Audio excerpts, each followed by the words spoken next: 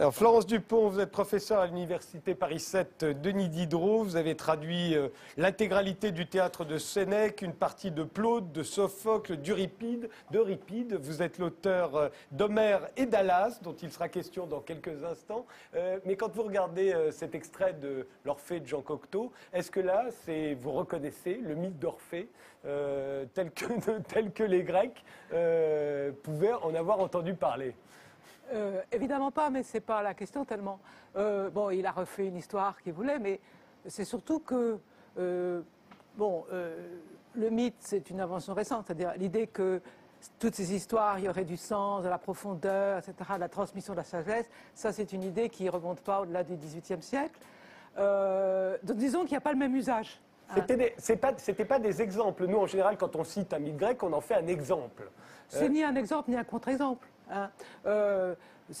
Édipe, enfin on en parlera tout à l'heure, mais n'est pas utilisé pour dire regardez, c'est pas bien, il ne faut pas coucher avec sa mère. Ça, c'est nous qui l'avons inventé par la suite. C'est pas nécessaire de le préciser. Je veux dire, ça va de soi.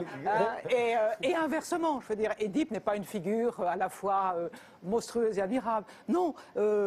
Que ce soit Orphée ou Édipe, Orphée c'est l'occasion de chanter, parce qu'Orphée c'est quand même le grand chanteur, c'est pas une image, c'est un chanteur.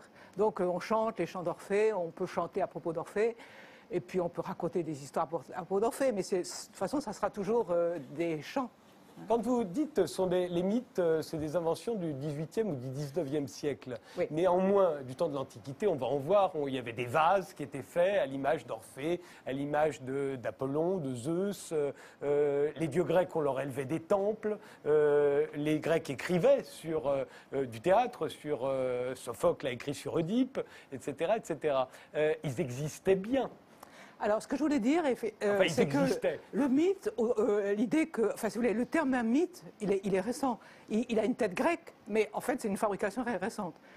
Les Grecs, quand ils prenaient le terme de mythos, ça veut dire une histoire. Et ils adoraient les histoires. Mais ils ne donnaient pas, je veux dire, c'était pas vraiment des textes sacrés ou des récits sacrés où il fallait chercher en profondeur le sens, pas du tout. C'était l'occasion, ça avait quelque chose de raconter des histoires, de chanter, de faire des vases, etc. Mais c'était, il n'y avait absolument aucune valeur ni philosophique ni religieuse. Quant au temple des dieux, les temples, c'est la maison des dieux. Athéna, c'est important de dire que les dieux vivent avec les hommes, en fait. Athéna, elle a sa maison à Athènes, sur l'acropole. Et donc il y a une présence des dieux, il y a une présence des récits, il y a une présence des héros. Et c'est pas une religion au sens où nous on entend une religion aujourd'hui. Ça n'a rien de sacré, vous voulez dire? Alors, c'est sûrement pas une religion au sens qu'il n'y a pas de croyance, voilà. Mais du sacré, il y en a. Quand même. Je ne sais pas si c'est quand même. Mais par exemple, le sacrifice. Puisqu'on parlait de nourriture, les Grecs ne mangent que de la viande sacrifiée. C'est-à-dire de la viande qui a été d'abord...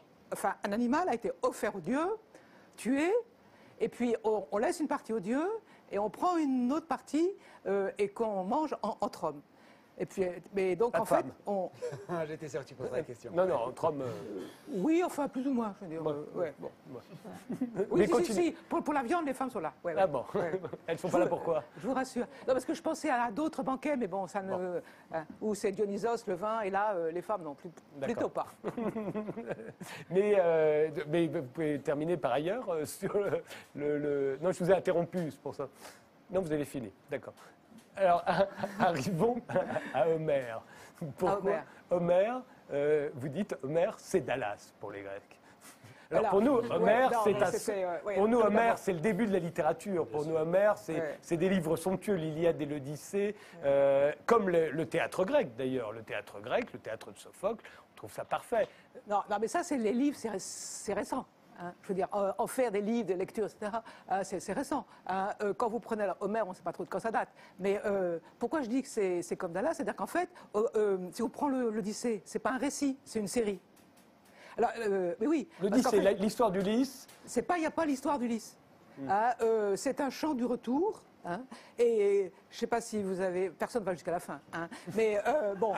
Si, mais non, parce qu'il n'y a pas de fin. Alors, il revient à la fin. Non, il ne revient pas, il repart. Oui, c'est vrai. Et en fait, c'est l'homme qui... Et s'il il passe son temps à revenir. Et s'il cesse de revenir, il est plus Ulysse.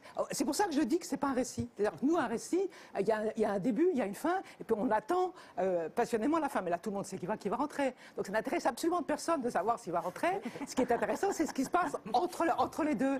Et puis une fois qu'il est rentré, ça n'a plus aucun intérêt, donc on recommence et il repart. C'est un peu, là je comprends, c'est au sens de Dallas. Alors je dis pour tous ceux qui n'étaient pas en France dans les années, c'était quoi, les années 80, et je dis pas en France, carrément pas sur Terre, puisque dans le monde entier, dans le monde entier, on voyait ça. Ouais, c'est ça.